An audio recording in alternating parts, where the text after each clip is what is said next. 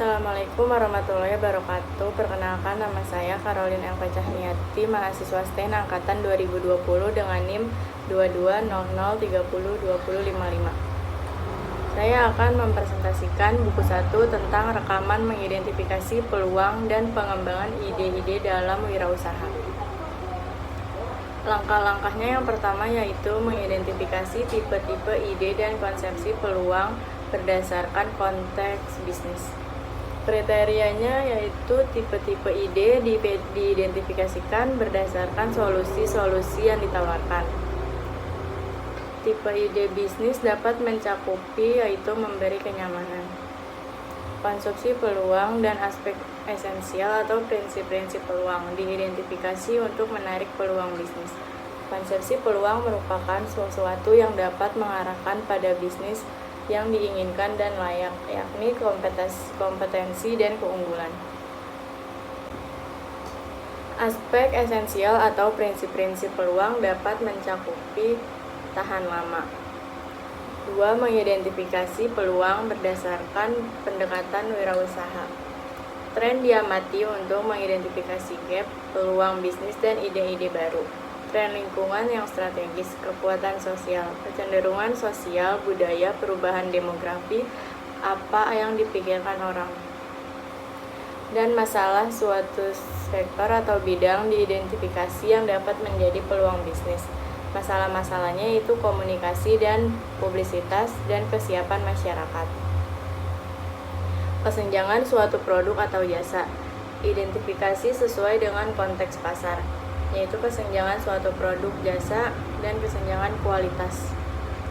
Yang ketiga, mengidentifikasi karakteristik personil wirausaha. Pengalaman industri sebelum diidentifikasikan tim yang dimiliki. Pengalaman industri dapat memberi keuntungan produktivitas. Faktor kognitif diidentifikasi berdasarkan kualifikasi personil.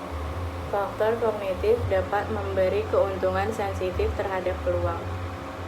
Yang ketiga, jaringan sosial diidentifikasi berdasarkan pengalaman dalam jejaring sosial. Jaringan sosial dapat memberi keuntungan hubungan yang kuat, dan langkah-langkah kreativitas diidentifikasikan untuk membangun ide-ide baru atau yang lebih bermanfaat. Langkah-langkah yang membangun ide kreatif dapat mencakupi persiapan, wawasan, dan evaluasi. Yang keempat, membangun ide-ide bisnis. Praktek brainstorming dikembangkan sesuai dengan aturan sesi. Praktek brainstorming dapat menghasilkan beberapa gagasan tentang topik tertentu. Aturan sesi brainstorming dapat mencakupi freewheeling yang merupakan ekspresi bebas dari ide-ide bebas dari peraturan atau pembatasan. Dianjurkan semakin banyak ide semakin baik. Ide gila atau aneh pun bisa mengarahkan pada gagasan bagus atau solusi untuk masalah.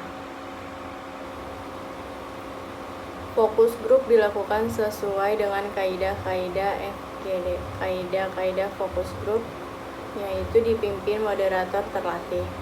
Library and internet research dapat dilakukan untuk mengembangkan ide-ide bisnis, yaitu sosial media, blog, dan website. Ide-ide bisnis produk atau jasa diidentifikasikan untuk dapat dikembangkan area fungsi atau bidang. Beauty salon menyusung konsep desain Skandinavia yang cocok untuk segala usia. Dengan elemen kayu yang terdapat pada meja dan kursi akan menonjolkan kesan natural. Beauty salon dapat memberikan manfaat seperti relaksasi, pijatan kulit kepala, tidak hanya bertujuan agar krim dapat menutrisi rambut, tetapi juga sebagai relaksasi untuk menghilangkan stres akibat kegiatan sehari-hari. Beauty salon sudah terjamin kebersihannya, serta krim yang digunakan sudah BPOM.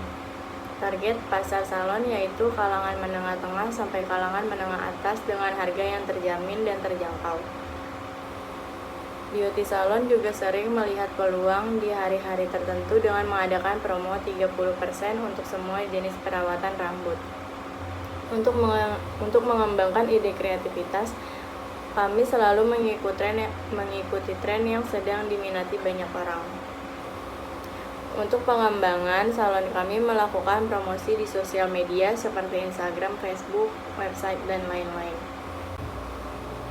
Di buku kedua, saya akan menjelaskan tentang yang pertama, langkah-langkahnya yaitu menentukan produk yang akan dibuat, konsep bisnisnya, nama atau produk jasanya yaitu beauty salon, deskripsi produk atau jasa yaitu salon kecantikan khusus wanita atau woman only, salon yang siap melayani, menjaga, dan merawat kecantikan tubuh Anda. Bentuk paket penjualan yaitu satuan, karena setiap konsumen dapat memilih jenis perawatan yang dibutuhkan. Dan paket, salon kami terdiri dari beberapa paket yaitu paket wajah, paket perawatan rambut, dan perawatan tubuh. Yang kedua, mengidentifikasi target pasar. Target penggunaan atau klien yaitu pemasaran terkonsentrasi atau pemasaran khusus. Pemasaran yang dikhususkan hanya untuk wanita baik tua maupun muda. Target lokasi pemasaran yaitu distrik. Target lokasi pemasaran salon ini berlokasi di daerah Halim Perdana Kusuma. Yang ketiga adalah identifikasi alasan mengembangkan produk. Kesenjangan produk atau jasa yaitu kualitas. Kami sangat mementingkan kualitas dari segi pelayanan dan segi produk. Peluang pasar. Peluang pasar yaitu pengembangan produk, menjual produk baru di pasar yang sudah ada. Walaupun banyak salon yang sudah berdiri dan banyaknya pesaing, tapi salon kami mempunyai kualitas atau pelayanan yang menjadi salah satu ciri khas di daerah kami. Yang keempat, mengembangkan fitur spesial. Tujuan produk atau jasa dan penggunaan, yaitu produk kenyamanan. Ini adalah jenis produk yang dibeli oleh konsumen berulang kali. Dan ada fitur-fitur utama yang ditawarkan, yaitu janji kami selalu menjamin kepuasan dan kenyamanan para pelanggan karena produk yang digunakan sudah BPOM dan sudah profesional. Manfaat produk atau jasanya yaitu manfaat kesehatan. Salon kami memberikan kesehatan untuk perawatan rambut, wajah, dan tubuh. Manfaatnya yaitu kenyamanan karena alat yang digunakan sudah memenuhi standar kualitas. Dan ada realitas produk atau jasa. Ruang lingkup rencana. Salon kami akan menambahkan treatment untuk kecantikan seperti nail art dan lain-lain. Yang kelima, mengembangkan tim manajemen. Personal branding tim konsultan yaitu sertifikat. Salon kami sudah mendapatkan sertifikat uji kelayakan dan pengakuan masyarakat. Salon kami juga sudah mendapatkan pengakuan dari para pelanggan yang memakai jasa salon kami. Dan yang terakhir ada kualifikasi tim. Baik, ini adalah buku ketiga. Saya akan menjelaskan tentang analisa kelayakan usaha. Analisa kekuatan ide bisnis produk atau jasa, potensi rendah dengan poin -1, potensi sedang poinnya 0, potensi tinggi nilainya 1. Tingkat diinginkan pasar terhadap produk atau jasa yaitu 1. Mengambil keuntungan dari tren lingkungan dengan poin potensi tinggi yaitu 1. Menyelesaikan masalahnya potensi tinggi 1. Mengatasi kesenjangan yang tidak terisi di pasar potensi tinggi dengan poin 1. Ketepatan waktu masuk ke pasar potensi sedang dengan poin 0. Luasnya gagasan atau menambah nilai bagi pembeli atau pengguna akhir potensi tinggi dengan poin 1. Sejauh mana pelanggan puas dengan produk pesaing yang sudah tersedia dengan poin 1. Dan sejauh mana ide tersebut mewajibkan pelanggan untuk mengubah praktik dasar atau perilaku mereka potensi sedang dengan poin 0 dengan nilai 5. Yang kedua ada permintaan produk atau jasa disurvei langsung atau online. Seberapa besar kemungkinan pasar akan membeli produk atau layanan yang ditawarkan? Potensi tinggi dengan poin 1. Bagaimana mereka bersedia membayar produk atau layanan dengan potensi tinggi dengan poin 1. Dan di mana mereka dapat menemukan produk atau layanan ini untuk dijual potensi tinggi 1 dengan nilai 3. Dan ada kelayakan target industri. Daya tarik industri, jumlah kompetitor, potensi sedang itu sedikit. Tahap siklus hidup industri yaitu potensi tinggi, fase tumbuh cepat. Tingkat pertumbuhan industri bidang ini pertumbuhannya sedang, potensi sedang. Pentingnya produk dan layanan industri kepada pelanggan dengan potensi tinggi harus memiliki. Dengan poin 1, margin operasi industri dengan potensi tinggi dan poin 1, dan totalnya adalah 3. Selanjutnya ada daya tarik target pasar dan konsumen. Identifikasi target pasar untuk usaha baru yang diusulkan dengan potensi tinggi teridentifikasi. Poinnya 1, kemampuan untuk menciptakan penghalang untuk masuk bagi pesaing potensialnya.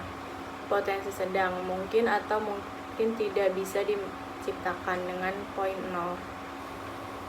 Daya beli pelanggan dengan potensi tinggi, yaitu poinnya 1, kemudahan untuk membuat pelanggan sadar akan produk atau layanan baru dengan potensi tinggi. Poinnya 1, potensi pertumbuhan target pasar potensi tinggi dengan poin 1, dan totalnya menjadi 4. Yang ketiga ada analisa kelayakan organisasi. Kecakupan prowess manajemen. Pendiri atau pengalaman pendiri dalam industri. Potensi tinggi berpengalaman dengan poin 1. Pendiri atau keterampilan pendiri berkaitan dengan produk atau jasa baru yang diusulkan. Potensi tinggi terampil dengan poin 1. Sejauh mana jaringan profesional dan sosial pendiri atau pendirinya di industri yang relevan.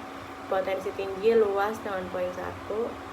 Sejauh mana usaha baru yang diusulkan tersebut memenuhi tujuan dan aspirasi pribadi pendiri atau sendiri. Potensinya tinggi dengan poin 1, kemungkinan tim bisa disatukan untuk memulai dan menumbuhkan usaha baru. Potensi tinggi sangat mungkin dengan poin 1. Dan ada kecukupan sumber daya karyawan dengan kompetensi spesifik. Potensi tinggi poinnya 1, perlindungan seperti intelektual pada aspek kunci bisnis. Potensi tinggi dengan poin 1, jumlahnya jadi 2 poin. Yang keempat, kelayakan finansial. Total modal awal yang dibutuhkan yaitu modal ekuitas atau equity capital dengan potensi sedang, poinnya 0. Modal utang potensi rendah, minus 1. Modal khusus potensi tinggi, poinnya 1, jadi hasilnya 0. Dan ada kinerja keuangan bisnis sejenis. Karakteristik ekonomi industri potensi tinggi, poinnya 1. Profitabilitas dan resiko saat ini potensi tinggi, poinnya 1. Dan nilai perusahaan potensi sedang, dan jumlahnya 2 poin. Dan ada daya tarik finansial keseluruhan. Hasil keuangan historis potensi tinggi, poinnya 1. Proyeksi pendapatan potensi tinggi, poinnya 1. Keuntungan setidaknya untuk 3 tahun ke depan potensi tinggi, dan poinnya 1. Margin kotor dan laba sebelum pajak sebagai persentase dari pendapatan potensi sedang, poinnya 0.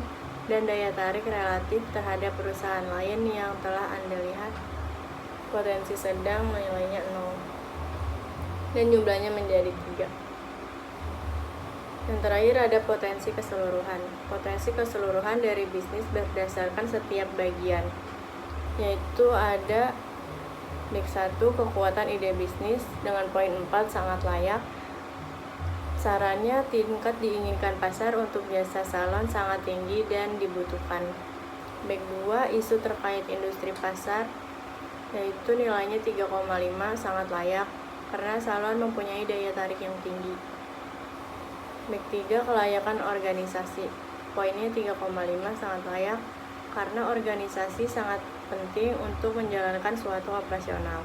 Back 4 yaitu isu finansial dengan poin 2,5, sangat layak, yaitu finansial salon layak untuk dijalankan dan ditetapkan. Dan penilaian keseluruhannya yaitu mendapatkan poin 3,375. Dan ringkasannya, jasa salon sangat layak untuk dikembangkan karena sesuai dengan data analisa kelayakan usaha keempat aspek.